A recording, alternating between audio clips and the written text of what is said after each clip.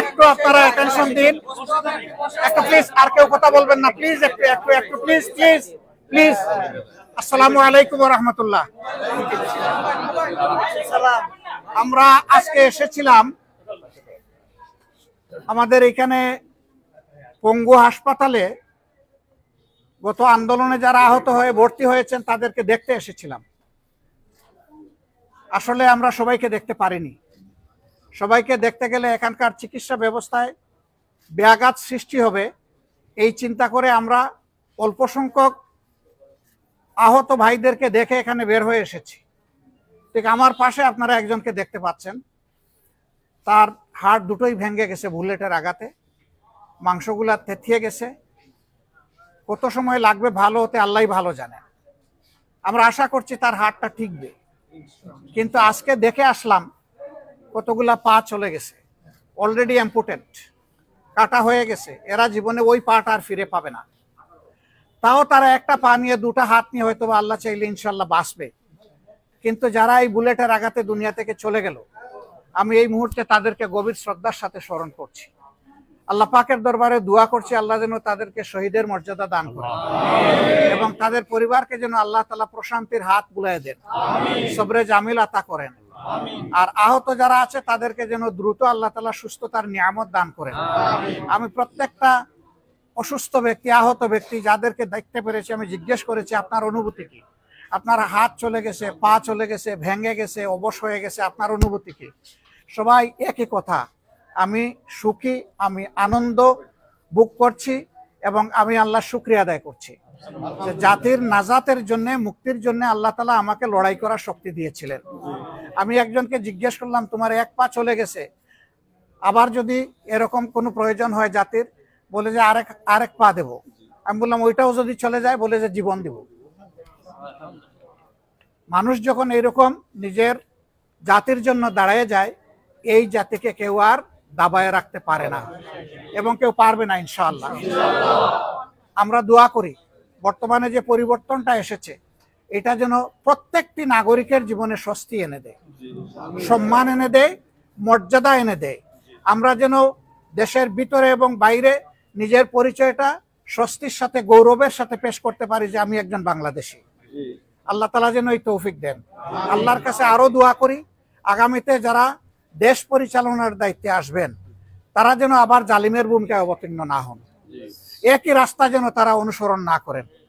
এখান থেকে আমাদের সকলের শিক্ষা নেওয়া উচিত যে মানুষের সাথে জুলুমের আচরণ করলে পরিণতি কি ভোগ করতে হয়, এখান থেকে সবার শিক্ষা নেওয়া উচিত।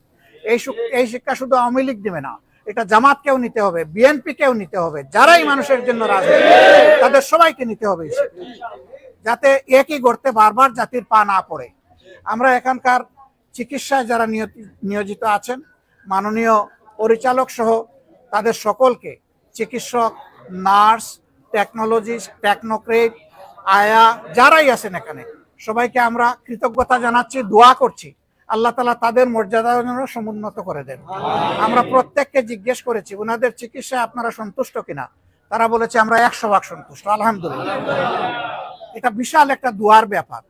আমরা উনাদের জন্য দোয়া করি আল্লাহ তাআলা উনাদের মেধা এবং যোগ্যতায় আরো বেশি বরকত দান করুন, যাতে তারা দীর্ঘদিন জাতির এই খেদমত তারা করতে পারেন, মর্যাদার সাথে করতে পারেন। আপনাদের সকলের মাধ্যমে দেশবাসীর কাছে আমাদের অনুরোধ যে ক্ষয়ক্ষতি হয়ে গেল আমরা যেন সবাই আমাদের নাগরিক সামগ্রিক দায়িত্ব মনে করে শহীদ পরিবার, আহত এবং পঙ্গু যারা হয়েছে তাদের পাশে যেন আমরা আমাদের একটা খোলা অন্তর নিয়ে দাঁড়াতে পারি। আল্লাহ আমাদেরকে তৌফিক দান করুন। আসসালামু আলাইকুম ওয়া রাহমাতুল্লাহ।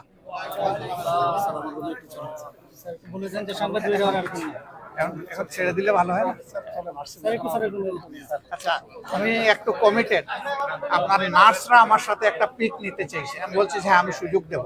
এখন তারা যদি একটা ছবি নিতে চায় তারা নিতে পারে, আর যদি না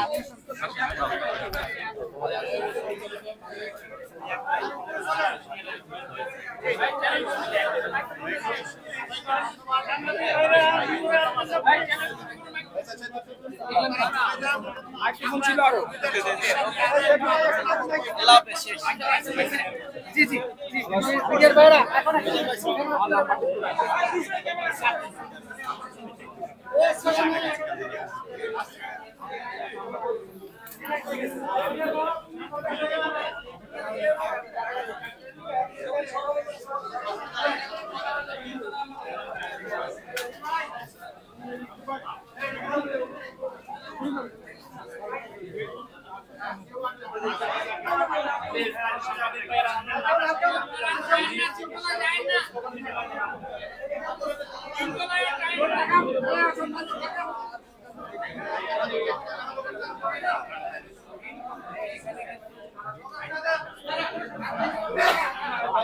অফিশিয়ালি মিটিং হবে, অফিশিয়ালি কথা হবে, সবাই যাওয়ার দরকার নেই, হসপিটাল পার্সন তারা যান।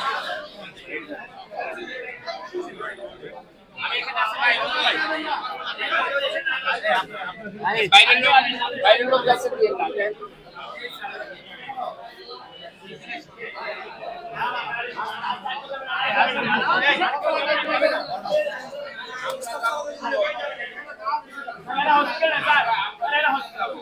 ভাই, আপনাদের